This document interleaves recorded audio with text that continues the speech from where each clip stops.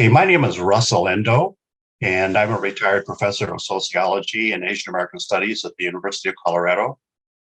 My part of the story begins in 1973. I was recruited to the university in part to create Asian American studies courses. And in 1973, I took my Asian American history class to Amache. March and Ralph Mann, a history professor, also came along. At the time, I knew the Amache site was near Grenada, but I didn't know the specific location. So I had this recurring vision of driving around and around the town, not being able to find the site. And then on the trip to Grenada, I also worried that there'd be nothing to see, just farmland. So I was greatly relieved to find a battered sign on Highway 50 pointing to the site. And I was really surprised to see the remains of the camp, the barrack foundations, the roads, the trees that were planted by the incarcerees, strands of barbed wire. And I remember feeling this rush of emotion, sort of a mixture of excitement and sadness. So I took my students again to Amache in 1974. March came along again. And afterward, we decided to do a formal community pilgrimage.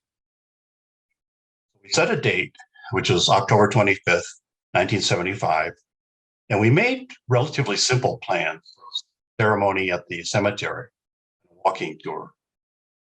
Mainly, we wanted to use this opportunity to take former incarcerees back to Amache. So I prepared a handout with the help of one of my students, Mark Nakajima.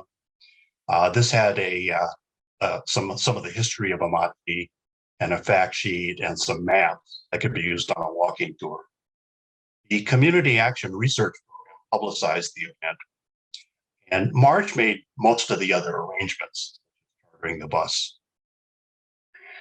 In 1975 and 1976, the state of Colorado was celebrating its centennial as a state, and also the nation's bicentennial. So I wrote a proposal for the pilgrimage to be part of the celebration. Minya Sui helped me write this proposal, and we got a grant for $1,000. We were actually only the statewide AAPI project that was officially part of the Centennial Bicentennial. So on what I recall was a very nice fall day, we met at the Buddhist temple early in the morning, and we got on the bus for a long ride to Amache. For me, the best part of the pilgrimage was actually talking to people on the bus and at the campsite. So let me turn this presentation over to Marge, who will describe the pilgrimage.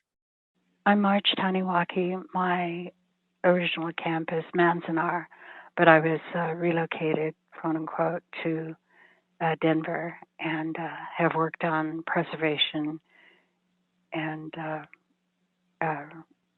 on Amache ever since then. As organizers of what came to be known as the first formal pilgrimage to Amache, our concern was for the safety of the pilgrims while giving former incarcerees the opportunity to visit the place of their imprisonment.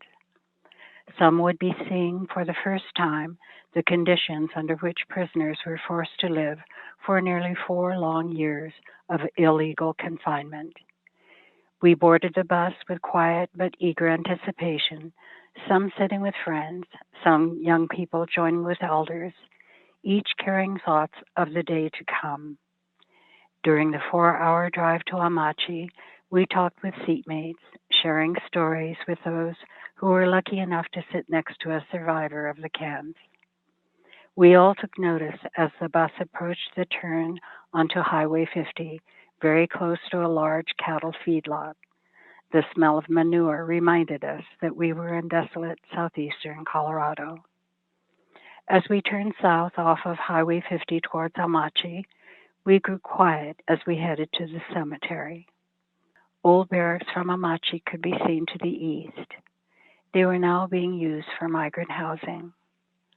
On foot, we entered the barbed wire enclosed cemetery through a cattle guard, which kept the livestock from entering and trampling the headstones and still intact wooden markers. One headstone revealed that the baby had lived only a day.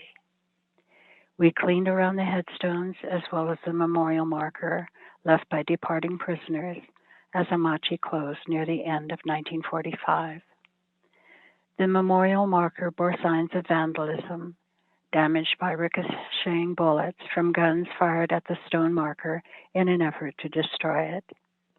We held a memorial service for those who died while incarcerated at Amache and while in military service to the U.S. We then laid flowers at the monument, each observing a moment of silence. As we walked through the remains of barracks foundations and on cement floors of communal showers, we remembered those who lived with the sand, the heat, and the wind. Overgrown trees stood in rows where they had been planted by prisoners decades ago.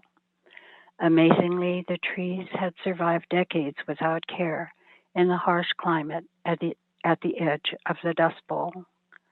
Most of us were lost in thought as we reboarded the bus to head to the front yard of the Matsunaga family in the nearby town of Grenada, a mile to the east of Amache. The Matsunagas were the only Japanese family to remain in the area after leaving camp.